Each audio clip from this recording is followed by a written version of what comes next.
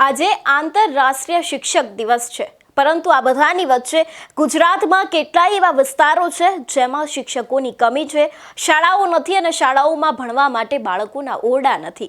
આ બધાની વચ્ચે ગોપાલ ઇટાલિયાએ એક રિપોર્ટની રજૂઆત કરી છે.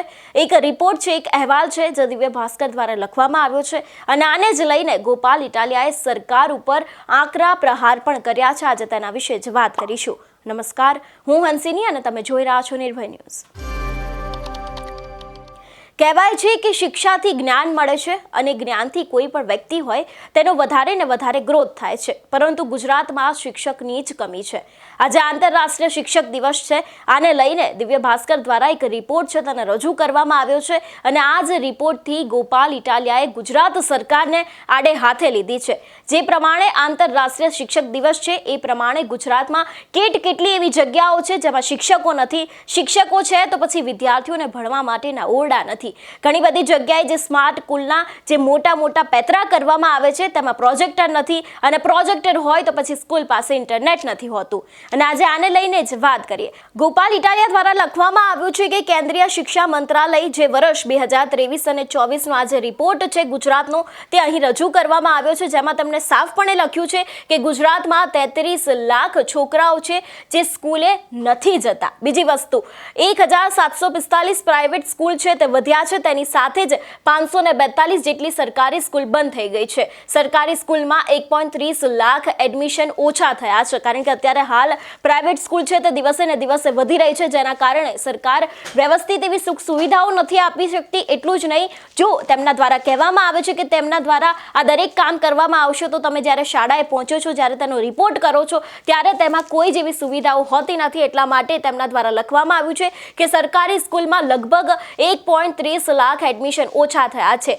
60% સ્કૂલોમાં પ્રોજેક્ટર નથી. જે પ્રમાણે અત્યારે હાલ સ્માર્ટ સ્કૂલ જે એક ભાજપ સરકારનો એક સૌથી મોટો પ્રોજેક્ટ છે કે દરેક જેટલા પણ વિદ્યાર્થીઓ જે સરકારી સ્કૂલમાં ભણતા હોય તે લોકોને પ્રોજેક્ટરના માધ્યમથી ભણાવવામાં આવશે, પરંતુ 60% રેશિયામાં તો પ્રોજેક્ટર જ નથી. બીજી વાત, 3275 સ્કૂલોમાં ઇન્ટરનેટની સુવિધા પણ સરકાર દ્વારા આપવામાં આવતી નથી.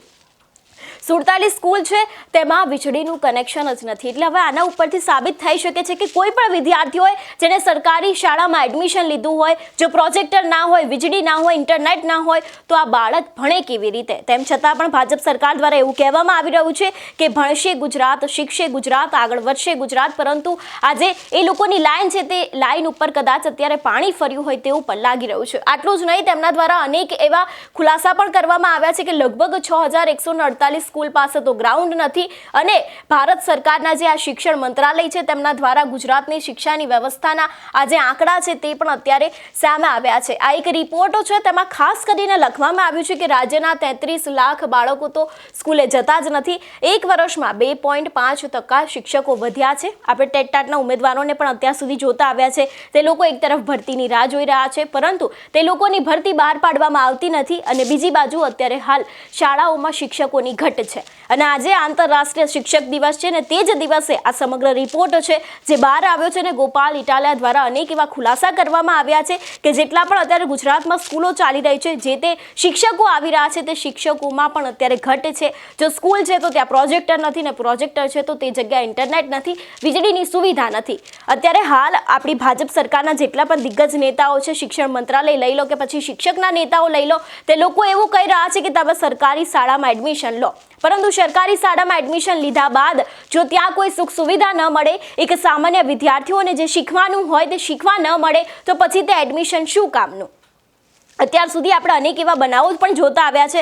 આદિવાસી વિસ્તારની પણ વાત કરતા આવ્યા છે. આપણે ચૈતર વસાવા દ્વારા પણ એક સૌથી મોટો ખુલાસો કરવામાં આવ્યો હતો. નિર્ભય ન્યૂઝ સાથે વાતચીત કરતા તેમણે પણ એમ કહ્યું હતું કે અત્યારે હાલ આદિવાસી વિસ્તારમાં કોઈ જ પ્રકારના શિક્ષકો નથી, તેમની ઘટ પણ ઊભી થાય છે. તેમ છતાં પણ કુબેર ડિંડોર દ્વારા કોઈ જ ભરતી બહાર પાડવામાં આવતી નથી અને આને જ લઈને આ એક રિપોર્ટ છે તેને રજૂ કરવામાં આવ્યો છે અને જ્યારથી આ રિપોર્ટ સામે આવ્યો છે ત્યારથી એવું લાગી રહ્યું છે કે જે પ્રમાણે ગુજરાત સરકાર, આપણી ભાજપ સરકાર બોલી રહી છે કે સરકારી શાળામાં એડમિશન લો તો દરેક વાત ઉપર પાણી ફર્યું હોય તે લાગી રહ્યું છે. ફક્ત આ જ વાત નહીં, આની અંદર પણ બીજું ઘણું બધું લખવામાં આવ્યું છે કે 2023 થી 24માં ધોરણ 1 થી 12માં ગુજરાતનો જે સરેરાશ ગ્રોથ છે, એનરોલમેન્ટ રેશિયો છે તે 72.7% છે. એટલે કે 6 થી લઈને 17 વર્ષના બાળકોમાં 72.7% લોકો જ સ્કૂલમાં પ્રવેશ લે છે.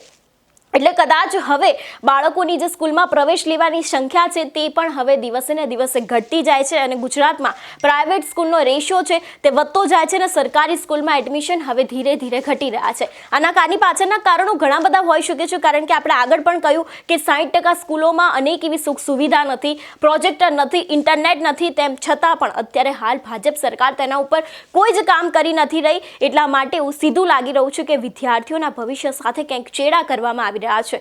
ફક્ત આ તો ઓફિશિયલ આંકડો છે. કદાચ નાના ગામડાઓમાં એવી ઘણી સ્કૂલો હશે જ્યાં વિદ્યાર્થીઓ કેટલું ભોગવતા હશે, તે લોકોને ભણવું હશે, પરંતુ કદાચ સરકારની આ જે વાતો છે તેમાં તે લોકો રહી ગયા હોય તેવું પણ લાગી રહ્યું છે. ફક્ત આવી જ વાત નહીં, તેમના દ્વારા અનેક એવા અહીંયા જે વાત કરવામાં આવી છે, જો તેના વિશેની પણ વાત કરવામાં આવે તો લગભગ અત્યારે હાલ સરકારી જે સ્કૂલ છે તે 542 જેટલી બંધ થઈ ગઈ છે. એટલે કરોડો રૂપિયા કદાચ તેની પાછળ બગાડ્યા હોય, પ્રોજેક્ટર લાયા હોય, સ્માર્ટ ઓરડા બનાવ્યા હોય, વિદ્યાર્થીઓ માટે જે તે વસ્તુઓ લાયા હોય, પરંતુ હવે તે સ્કૂલ બંધ થઈ ગઈ છે, કારણ કે હવે તેને ચલાવવા માટે કદાચ શિક્ષકો નહીં હોય અથવા તો પછી કોઈ પણ ત્યાં જે હેન્ડલ કરવાવાળું વ્યક્તિ નહીં હોય. એટલા માટે થઈને પણ કદાચ આ સરકારી સ્કૂલો છે તેને બંધ કરી દેવામાં આવી છે.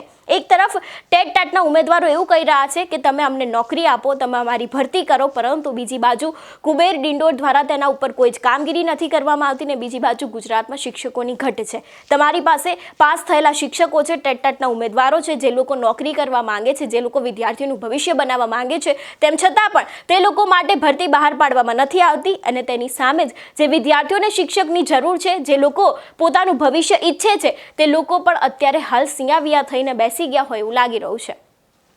આને લઈને તમારું શું કહેવું છે અમને કમેન્ટ કરીને ચોક્કસથી જણાવજો. તેની સાથે જ અમારી ચેનલ નિર્ભય ન્યૂઝને લાઇક, શેર અને સબસ્ક્રાઇબ કરવાનું ભૂલશો નહીં. નમસ્કાર.